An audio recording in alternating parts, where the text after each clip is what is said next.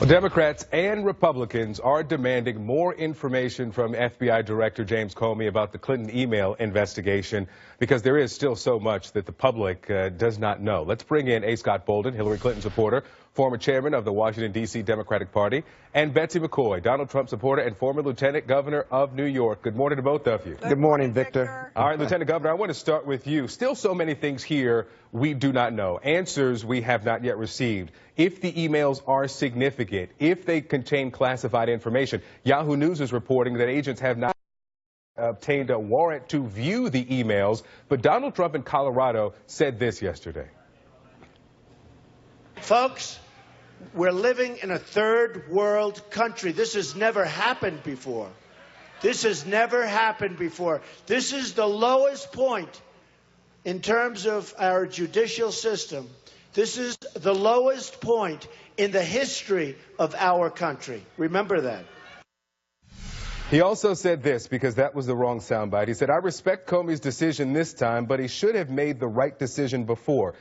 Lieutenant Governor, we don't know if this is a bombshell or just a shell. What is he so excited about now without the answers? Let me point out that when he suggested that the justice system is rigged, it was very shocking to hear President Obama say, well before the FBI announced its conclusions in July, that Hillary Clinton hadn't done anything wrong.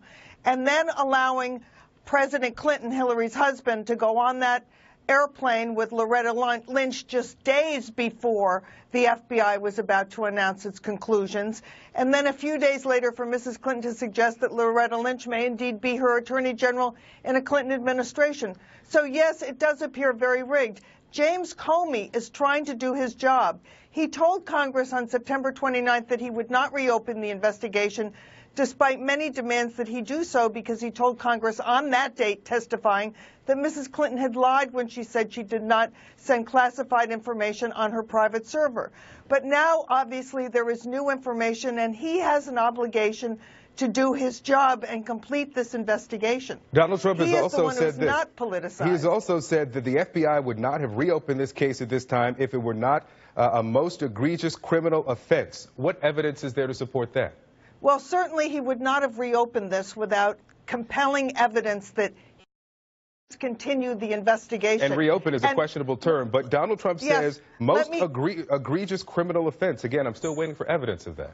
Well, there were certainly egregious criminal offenses, because what came out in the FBI report and in the testimony to Congress is that Mrs. Clinton violated the law by using a private server, by sending confidential information and receiving it on that server, and by lying to Congress about her doing so. Okay. But let me just point out. Let me point out here, and I'll let you finish the sentence, that Director Comey said there was no criminal activity here. Careless, but not criminal. I'll let you finish, and then I've got to get to Scott. Yes, well, he said there was no criminal intent. There's a difference. The statute doesn't require intent. But I just wanted to point out something very important to your listeners and viewers, and that is that in 8 states, voters who are having early voter remorse can actually change their votes. Michigan, Wisconsin, Minnesota, Pennsylvania, New York, Connecticut, Hawaii, and Louisiana.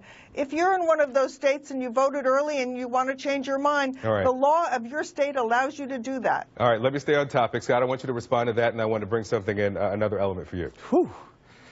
There's a lot to respond to there. Listen, Betsy and Donald Trump can continue to say that there was criminal conduct here, and thank goodness we have an FBI and a DOJ investigation that said that there was no criminal conduct. It may have been reckless conduct, but no criminal conduct. And let me be real clear. I'm a former prosecutor. I've been a criminal defense lawyer. I've been on both sides. And the reality is this investigation is not, quote, reopened. This was a separate investigation, and all that was disclosed was there were additional emails that, as part of a separate investigation, that have come to light. That's all Comey could say and do, because the FBI hasn't even looked at this information. Now, that being said, people want more information. The reality is you're not going to get more information, because if Comey and the FBI give you more information to the public, They will continue to violate DOJ policy. He's violated it already, which is why he said all they've done is discovered these emails. It was not from her server. It's not her investigation. It's not anything else that she has done. And they're only looking at, let me be real clear with your listeners,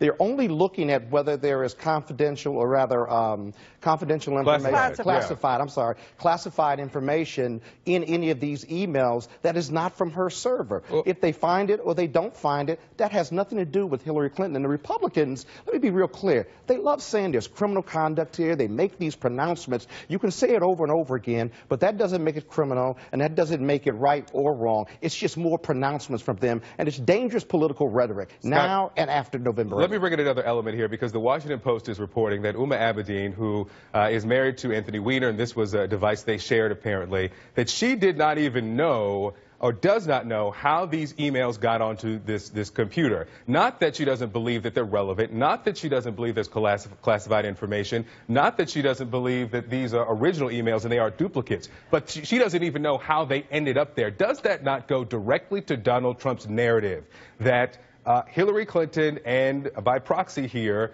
Uma Abedin were careless with this information? Not necessarily at all. She signed a statement under penalty of perjury that she had disclosed all the confidential information or classified information that she had, and that she would protect it like any other government employee. And the fact that she had no knowledge of it, and that they found this information or these emails as part of a separate investigation, means absolutely nothing. It means absolutely nothing. It means nothing that these emails that may be pertinent, again, I'd like to and they may not be pertinent. They may or may not. We don't know. But if you listen to Donald Trump and you listen to Betsy and other Trump representatives, they convicted her and Uma already, and there's no evidence of that. 15 seconds, Lieutenant.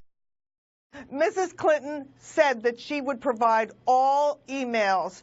Again and again, she has stonewalled, she has failed to do it, and now she's trying to make Director Comey the issue. She's the one who used the private server against the law, and she's the one who has still failed to provide all the emails to officials. These aren't her emails. She's provided everything. It's a separate investigation. We got to wrap it here. Betsy McCoy and Scott Bolden. Wow. Okay. It is indeed a separate investigation. They're determining it's pertinent to the next one. He is Betsy, you can say it over and over again. That doesn't make it true. Over and over again, it does not make it true. And it's reckless for you to say that. We got to wrap it, but of course we'll